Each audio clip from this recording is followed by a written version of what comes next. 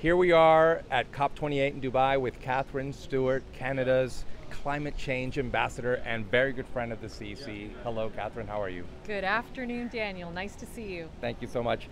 How's COP going? What is your priority here while you're here at this crazy negotiation?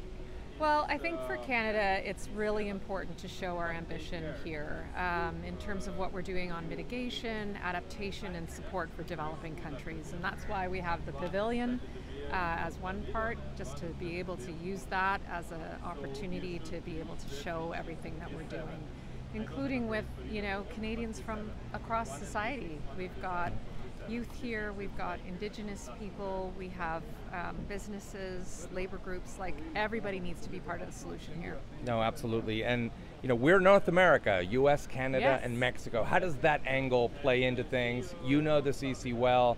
What is our role as North America to tackle the climate Yeah, emergency? I think Canada, US, Mexico working together is really important, and through the CEC we've got some great leadership we can show, and we need to be part of this space, the three of us working together. I love what the CEC has been doing on methane as an example, giving us that ability to measure organic waste, and you can't mitigate what you can't measure. So I think that's one example of a very valuable role of our three countries coming together to take action on climate change.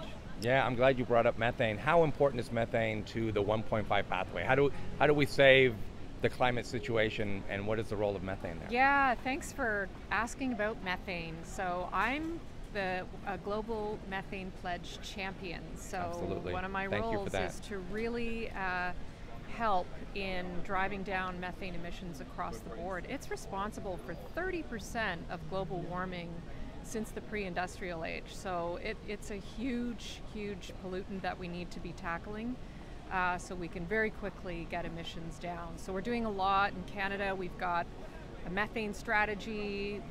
Minister Guilbeault was here and he launched draft amendments to our regulations in the oil and gas sector, which is going to bring our methane emissions down by at least 75% in the oil and gas Great sector. commitment. Yeah.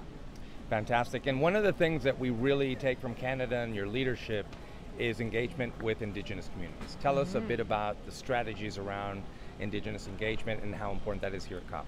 Well, our strategy is to make sure they have a voice at the table, and that's why we have them included on our delegation.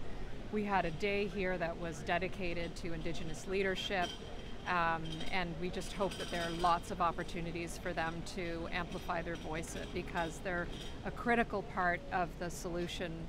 They really feel the impacts of climate change, but they also have a lot of the solutions as well. Yeah, fantastic. We also know that youth is an important voice, and they're ever more present in the call for action on climate. How does youth play into Canada's strategy and what's going on climate?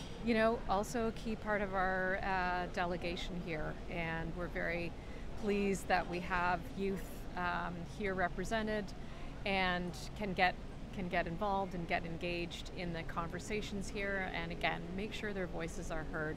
We have a youth council at Environment and Climate Change Canada as well, which helps to ensure that they can provide input into some of our policies as they're being developed and some of the decision making. So I think it's important for us to keep exploring ways to ensure they're more involved and more engaged, because this is their future as well. Yeah, no, absolutely.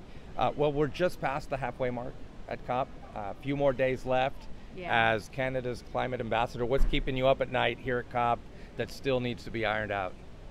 Well, we need to make sure we have a very ambitious outcome. And what is that?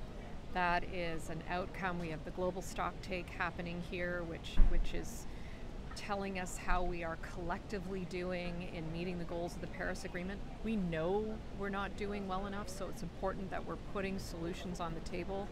So we need a really, really ambitious outcome here to inform the next round of NDCs to continue to keep 1.5 alive. So we're in the crunch time here in terms of negotiations to really make sure that we are able to ratchet up ambition across the board, not just in terms of mitigation, but adaptation and building resilience and support for developing countries.